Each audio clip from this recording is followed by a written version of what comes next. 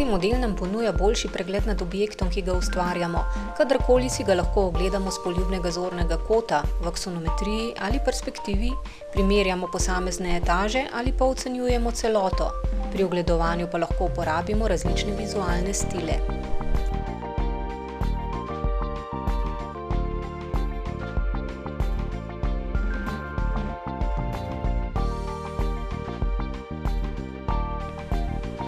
Tridni model je tudi osnova za popise količin, saj predstavlja dejanski posnetek bodočega objekta.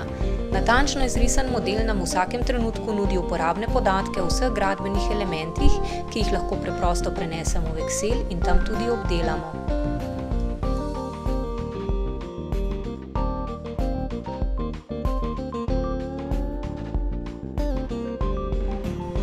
Model nudi tudi osnovo za izdelavo 2D načrtov, na primer fasade, prerezi in ostali načrti se izdelajo avtomatično in jih lahko zlagamo poleg modela. Običajno pa je 2D načrtom namenjen layout. Ne glede na trenuten prikaz v modelu, lahko v layout zložimo tlorise različnih etaž v različnih merilih. Posameznemu tlorisu lahko kadarkoli spremenimo merilo ali vidnost elementov in načrt se samodejno posodobi. Torej rišemo enkrat, prikažemo pa lahko večkrat z različnimi lastnostmi. Načrte, ki izhajajo iz 3D modela, naknadno obdelamo v 2D tehniki s simboli, višinskimi kotami in dodatnimi šrafurami.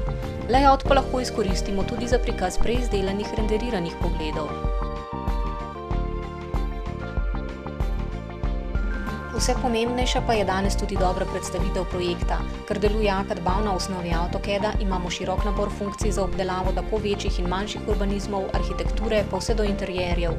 Vabljive predstavitve na osnovi Mental Ray tehnologije lahko izdelamo v samem AutoCAD-u, lahko pa model izvozimo tudi v 3D Studio Max za naprednejše efekte.